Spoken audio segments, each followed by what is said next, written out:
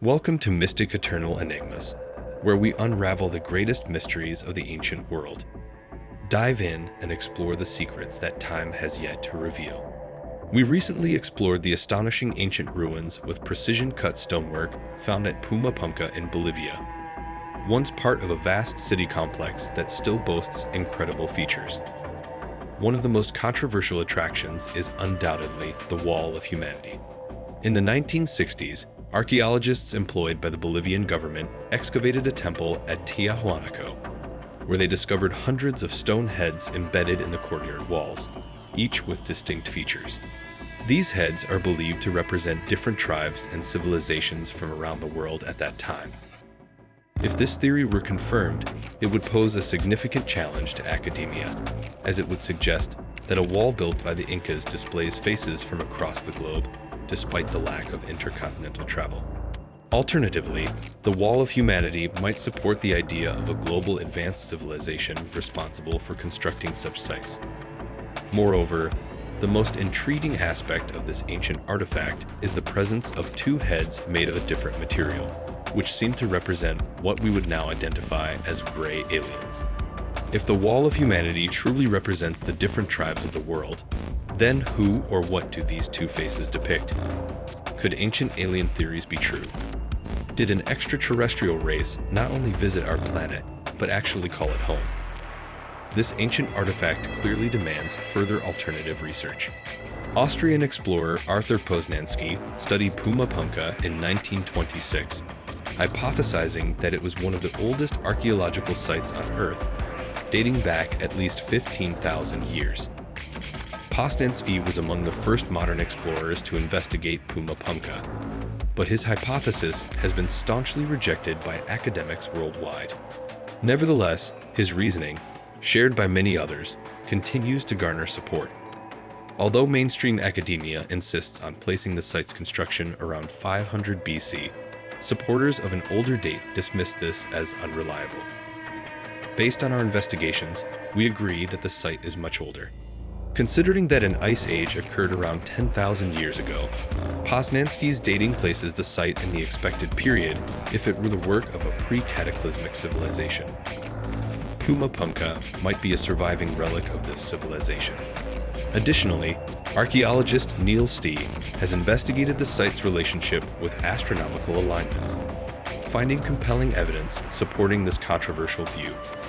The site was built to coincide with the solstices and the spring equinox, but these events would have been perfectly aligned over 17,000 years ago. We have often criticized a field of study that is not only presumptive, but also conspiratorial in nature. Any dating of an unexplained relic is often an attempt to muddy the waters of understanding, obscured by superficial investigations into civilizations that re-inhabited these sites in more recent, well-studied history. However, this convincing narrative unravels when one explores these sites with a logical eye. Many features are found globally, providing compelling evidence of an ancient global superpower. Moreover, the gigantic megaliths, some weighing thousands of tons, and the advanced masonry techniques, rarely mentioned by academics, are impossible to explain. Sites like Puma Punku challenge traditional history, with extraordinarily precise and expertly placed stone blocks. We find the advanced stone-cutting techniques here highly intriguing, as they are incomprehensible without precision machinery. Many of these sites, containing massive, erosion-resistant stones, were constructed with such enormous stones that they have survived through the millennia. While the methods used to move these stones are lost to history, their existence and placement remain a testament to our ancestors' capabilities. According to modern science, or more specifically the known laws of physics, many of these stone blocks defy understanding.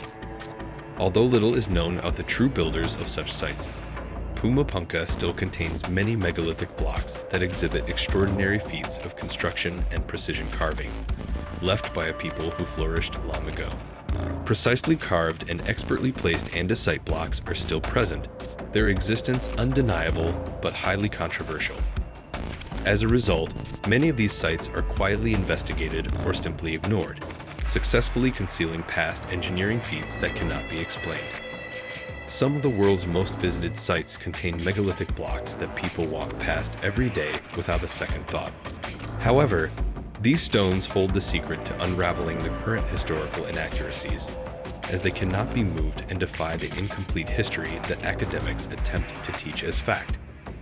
These same individuals fall silent when asked to explain how the currently recognized builders of such sites, whether Roman, Inca, Maya, Egyptian, etc., constructed these structures using such enormous blocks. Additionally, when compelling evidence is presented, such as erosion patterns, tool marks, or advanced construction techniques, their lack of true knowledge in their supposed fields of expertise becomes evident. However, even though it may seem like an eternal battle, the truth always emerges in the end. A remarkable collection of ancient artifacts and rediscovered historical factors has made the argument for a lost history virtually a foregone conclusion. A highly advanced global civilization that at some point in our distant past was lost. The evidence that these ruins were all built by the same people or by those in contact with each other worldwide is now overwhelming, and their technological capabilities were equally astonishing. Cut from nearly every type of stone, the ruins show a precision that seems to suggest laser technologies. The Barabar caves are undoubtedly the crown jewel. When we previously examined them, we were astonished by the finish of the cave walls, both in surface and angle, which, thanks to their protected location, have survived in incredible condition for at least 2,300 years. Even more astounding is that this precision was recently confirmed using modern sonar-like technology, allowing for a detailed map of each cave to be created. The cave images, composed of millions of reference points, reveal for the first time in over 2,000 years just how incredible the creators of these cave systems were. Perfect 180-degree curvatures on the ceilings, perfect 90-degree angles on the doorways, perfectly flat floors, and perfectly vertical walls. The creation of these caves was simply perfect. It is undeniable that whoever created these caves possessed incredibly advanced stone-cutting technologies. However, how this was done, and with what tools remain questions we find extremely intriguing. We recently explored the astonishing and largely unexplained Kailasa Temple in India. A temple carved from solid rock with such precision, vision, and accuracy that it would be challenging to recreate even today, clearly demonstrating an ancient high technology that has undoubtedly been lost over the millennia. Could this temple be evidence left by a much older group of people, a remnant of a far more advanced civilization than academia allows us to discuss publicly? In the Barabar and Nagarjuni hills of the Jahanabad district in India, there are other rock-cut features. 6 crudely cut caves carved into large stones scattered across the surrounding hillsides. They could be seen as more modern and crude attempts to recreate what can be found atop the hill, known as the Lomas Rishi Cave, carved into a massive rock. It is the only one among the many in the area to demonstrate a level of refinement that literally boggles the mind. The only cave in the area with a delicately carved entrance, it also has an interior that has seemingly been protected from the elements, preserved perfectly in its original state.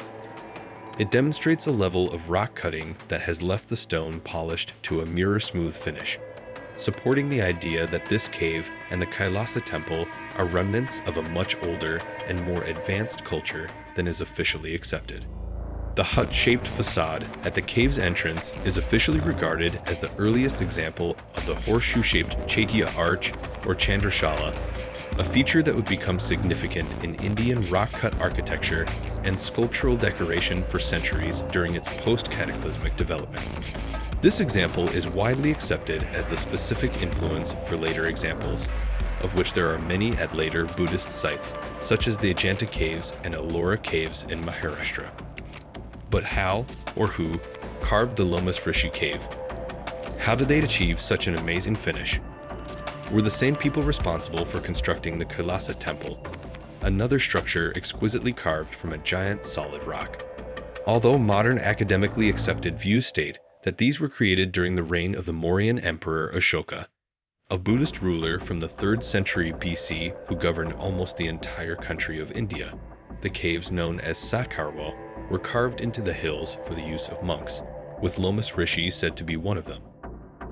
However, given its exquisite quality, it is hard to see how they can make this claim. Thanks for watching Mystic Eternal Enigmas. If you enjoyed this video, don't forget to hit the like button, share your thoughts in the comments, and subscribe for more deep dives into history's greatest mysteries. See you in the next adventure.